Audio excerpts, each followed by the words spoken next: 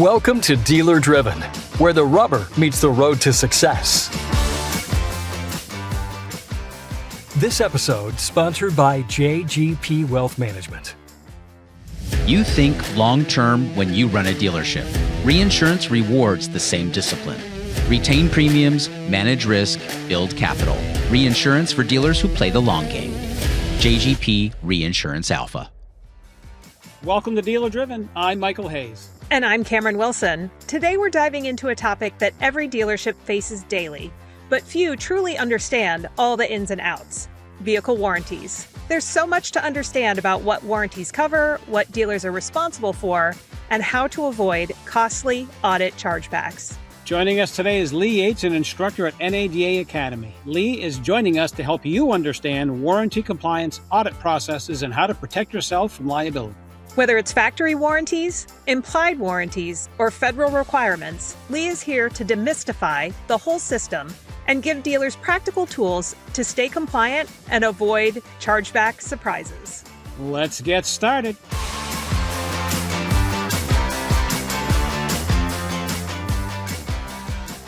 Leigh, welcome to the show. We're so happy to have you.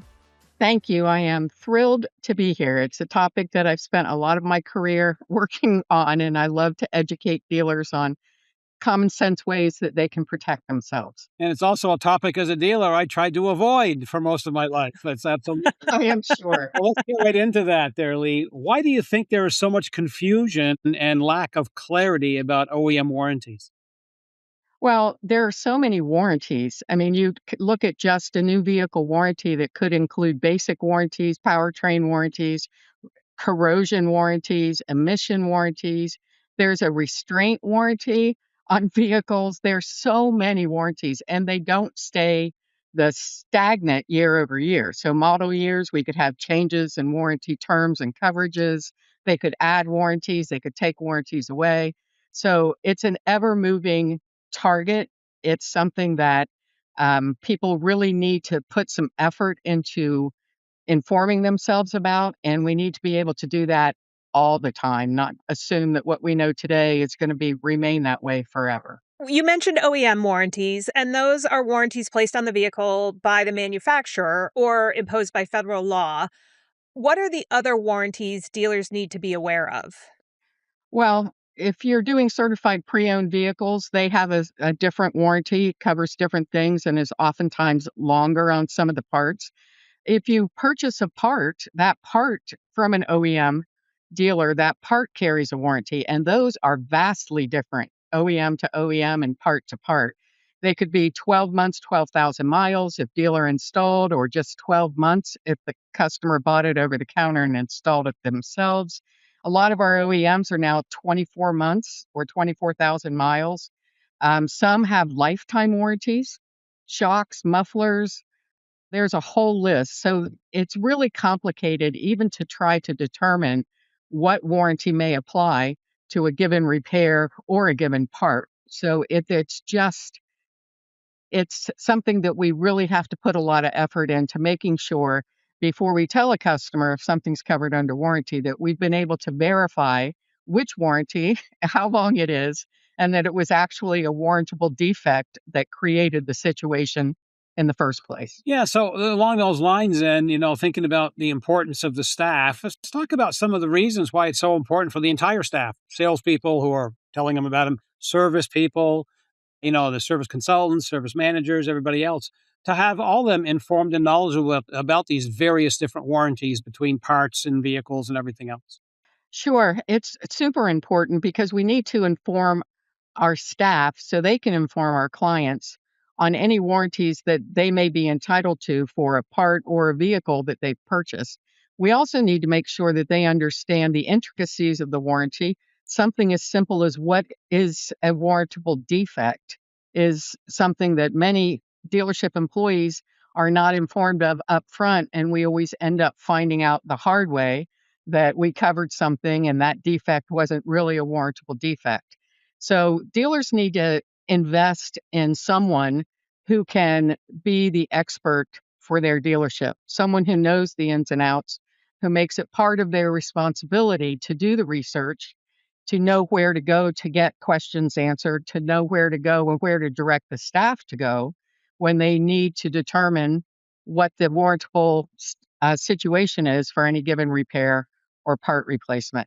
And there's a lot to know. I mean, we've just touched the surface. We didn't even talk about EV and hybrid, which are completely different warranties, much longer for batteries, electric motors. It's just super complicated. And when we talk about emissions warranties, we have California emissions warranties, which is now in 18 states and the District of Columbia that uses that emission warranty, which is much more complicated than the traditional federal emissions. So there's just so much to know. And we really can't expect our employees to know this without someone guiding their discovery. So you really need that person that is able to be the point to collect and disseminate all that information. Well, that's easy because the salespeople think everything is covered. So, I mean, Well, let's sure. go from there. So along that line, though, based on your your experience on both sides of the equation here, both in dealership and with the OEM, what are some of the best places? You mentioned about a champion, but what are some of the best ways that you have seen education taking place to all of the customer-facing people, the salespeople, the service consultants, everything else, um, to be educated or to have access to giving the correct information as much as possible first thing, rather than have to go back and make amends? Sure. I mean, we don't want anybody learning the hard way because that usually costs dealers money. So, some of the ways that I would take that task on, number one, there are OEM provided resources. Every OEM now has a communication function that allows people at the dealership to put in a VIN or even a part number and have it spit out available warranty coverages for that. Teaching people how to access and use and interpret that data is absolutely crucial. That can be done one on one or in team meetings, but it should be done very soon after an employee assumes a role, either a salesperson, a parts person, or a service advisor who is going to have to be in a position to talk to the customer about those coverages. So they need to really quickly know, where can I go to get a definitive answer. There is OEM warranty training available with almost every OEM.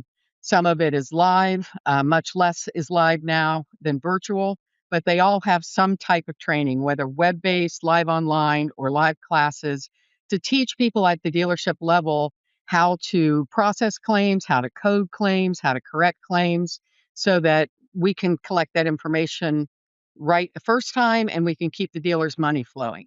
So, Leigh, what are some of the consequences, if dealers aren't doing this training and they have repairs claimed that aren't claimed correctly under the warranties? Yeah, the simplest thing is the claim would reject. So I would code the claim, I'd submit it into the system, and something wouldn't be right with the claim. So instead of getting that claim paid, I would get a reject. And some of those are fixable. A big number of them are just mistakes on the claim. I could fix them, resubmit, and the biggest penalty there is I just don't get my money turned as quickly. But there are some rejections that cannot be fixed. And those claims, you either have to get authorization from your OEM rep to pay. In some cases, we may have to add an authorization to it if we have the ability to self authorize a claim. Or in some cases, they just can't be rejected and we end up eating that claim. So it's complicated, but if you don't have someone that's knowledgeable actually entering that information and figuring out, how do I build that claim correctly to make sure it gets paid, you could have those rejects.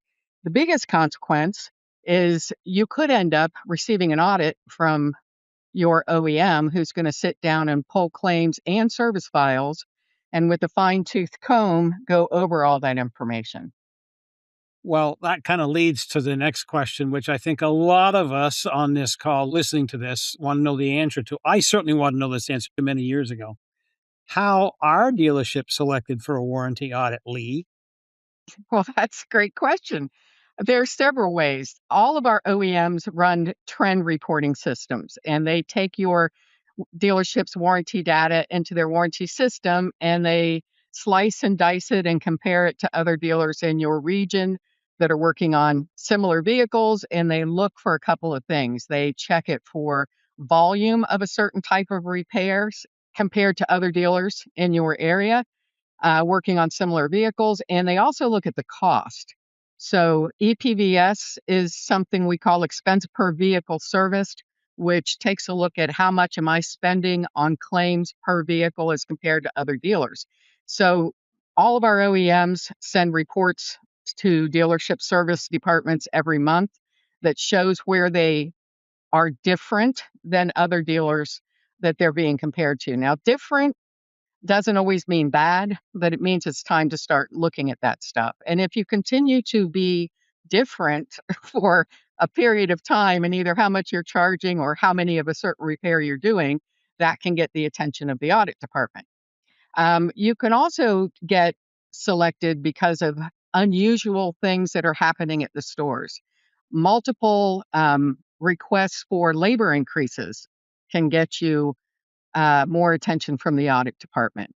Anything that looks unusual, repeated claims on one VIN, multiple claims on a VIN, something that could look like a repeat repair.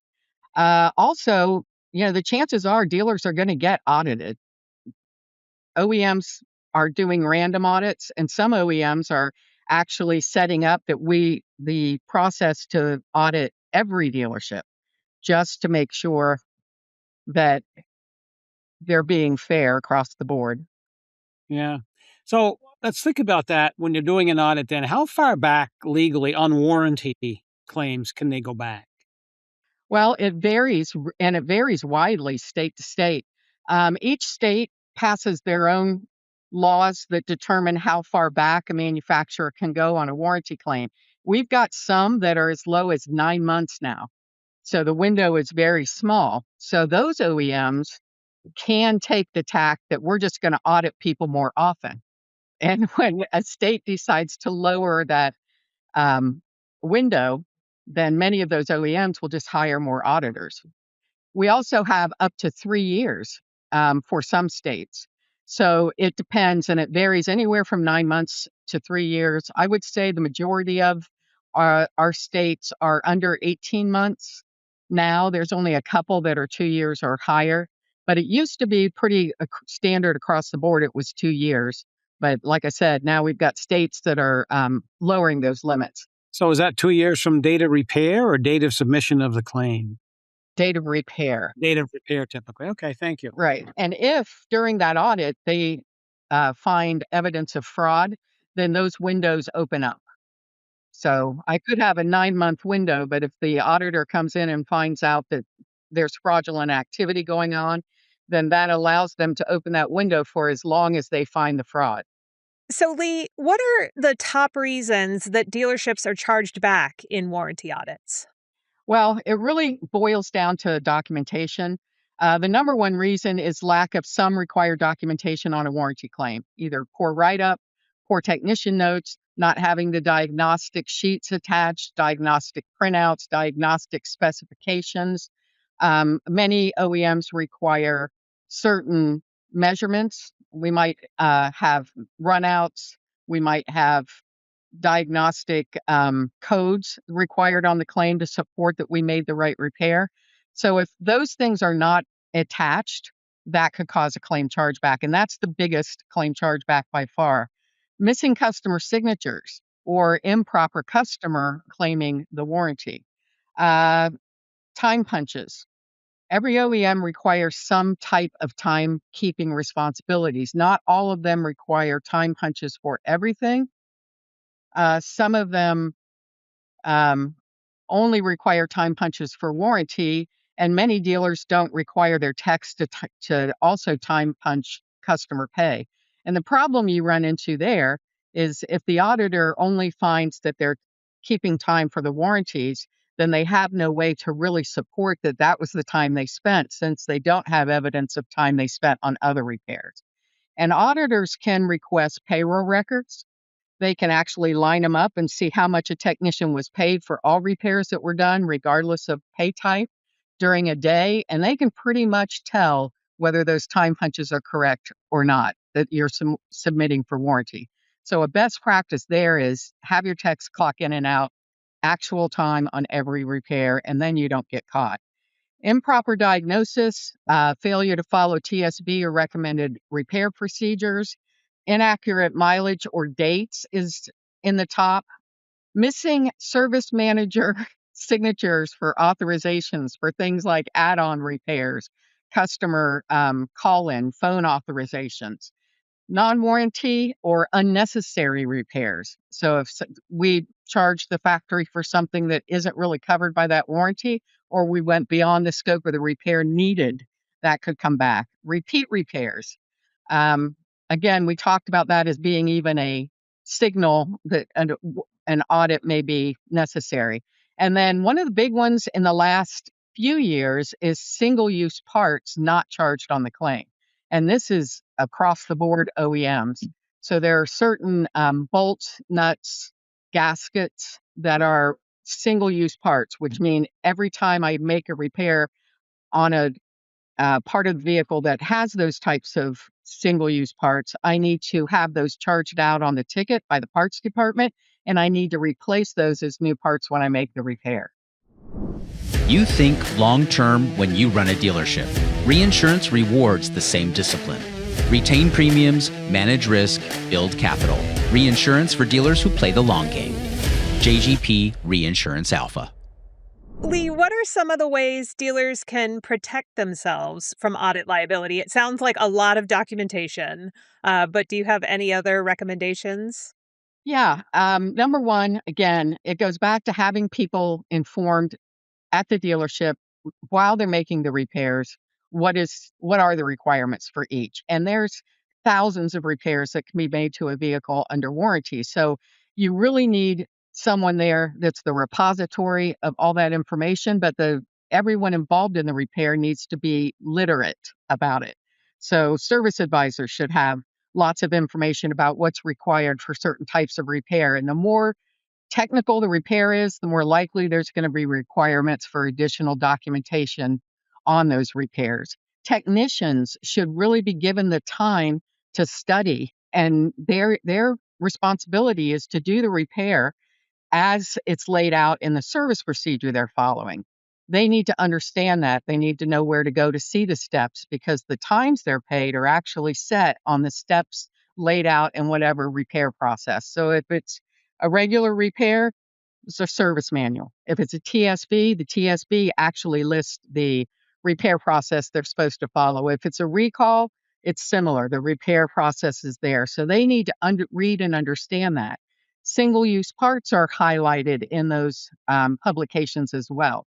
And the parts department needs to be part of that, because they need to recognize when they pull up the schematic of the parts that we have single-use parts. So they can help our technicians catch those kind of things, and that can be very helpful. But everybody that's involved in a warranty claim at the dealership needs to be educated, needs to be at least functionally literate about these things, and needs to have somebody that they can go to if they're not sure, so they get the guidance during the repair. Once the repair's done and the repair order's closed and the car's out of the bay, it's too late to fix anything. I got to be fixed while the repair is happening. All of this stuff is time sensitive.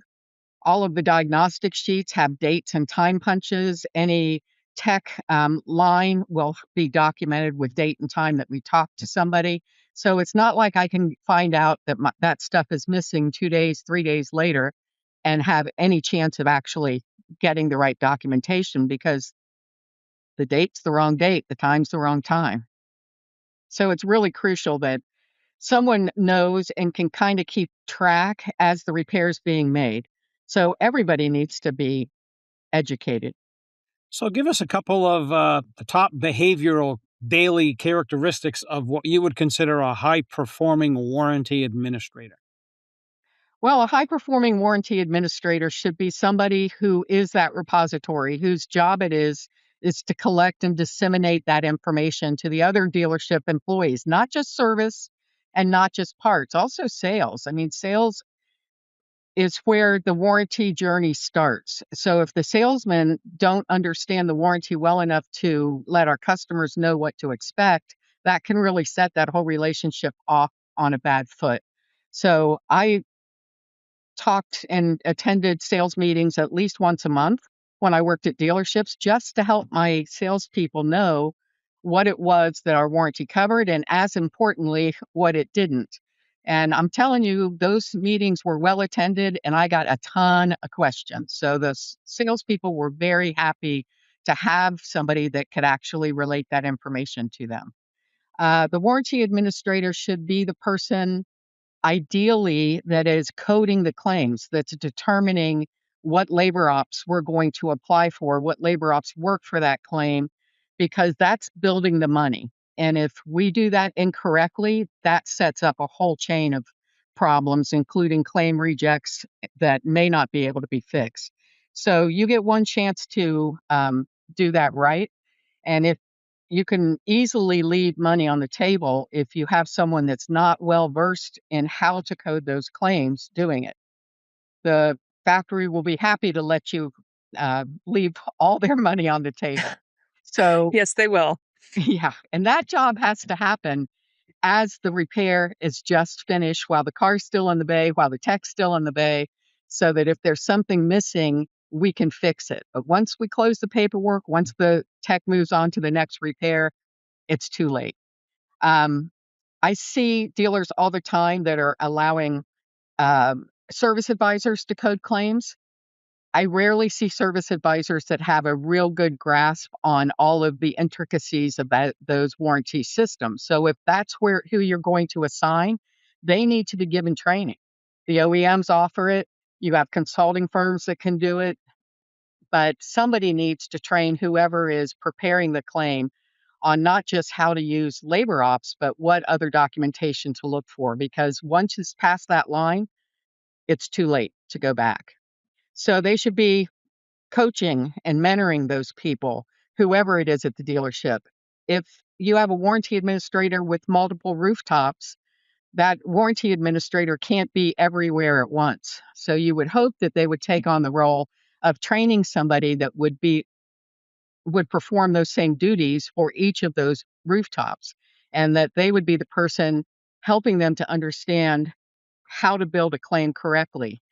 One of the things I suggest all the time is OEMs now, several of them have live claim editing. In the day, you used to have to prepare your claims using books, big, thick books we had to pull down and look up labor ops. Then it became that the DMSs downloaded that information and we could use our DMS to labor op the claims. But now I can go in and do live editing with many of our OEMs. So I should go directly in, build my claim into the system that's going to edit it immediately, because then I can try things. I can see if these labor ops overlap, and I can check my claim before I commit to payment to the RO. So I know Chrysler has it. I believe Ford may have it now. So there's several OEMs where I could go in and actually build my claim and submit it at the same time. Those kind of resources should be taken advantage of, because that would keep chargebacks down. It would keep you from having to charge back money that we weren't entitled to. And I can close my claim for the exact amount I'm going to receive from the manufacturer, which is a huge benefit. Editing sounds like AI to me. A little bit, yeah. It's much closer to AI than batching claims, taking your best guess, batching claims and sending them in the next day when all your paperwork's closed, and then getting answers back from the manufacturer that you asked for too much and now you have to write that off. That's a great tip. So, in addition to that, Leigh, what's one process every dealership should do an audit on internally themselves at least once a month? I think it's a great idea once a month for the warranty administrator or whoever is doing warranty claims. If you don't have a sitting administrator, the service manager and the parts manager to pull 25 repair orders that happened the previous month that were paid through warranty and sit down and look for those documentation items that an auditor would.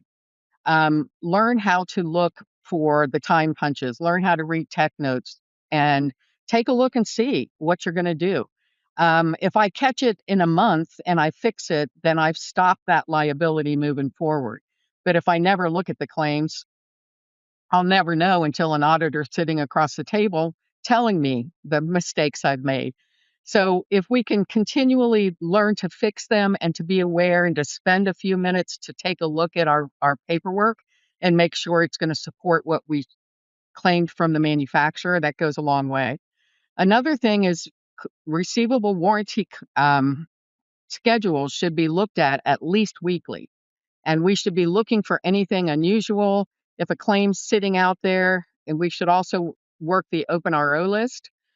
We only have certain amount of time between the date of the repair and submission to get the claim paid. Most manufacturers are now 30 days. So I want to make sure I don't have warranty claims sitting out there in an open status, and I need to get those closed and submitted for warranty because we're on the clock.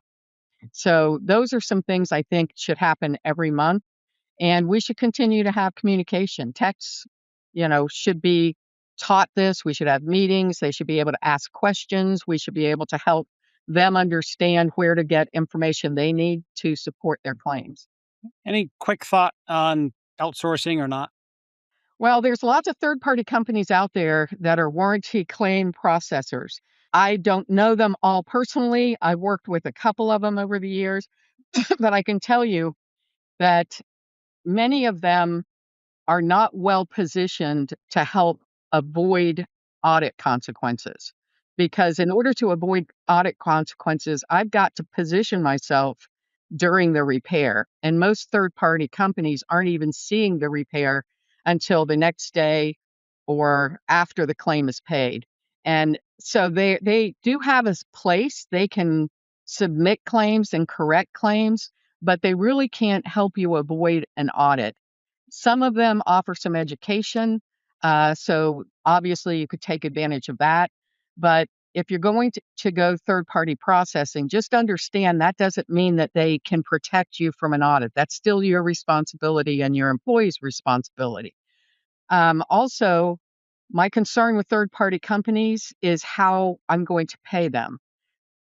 Dealers should never pay by a percentage of the amount of money that they claim, because the person that submits your claim could actually ask for extra money. So they should never be in conflict of interest. If you're going to use a third party, try to get a contract with them that's a flat rate for the volume of repairs you expect to run. And then you could bonus them potentially on keeping your money clean, keeping your warranty claims moving, and not having claims sitting out for 15, 30, 45 days waiting for payment. But even warranty administrators should not ever be paid on the amount of money that they're producing. It should really be for the job. Absolutely. If a dealer does outsource, are there any safeguards that can be put in place? A few. Number one, do not ever send your actual repair orders off-site.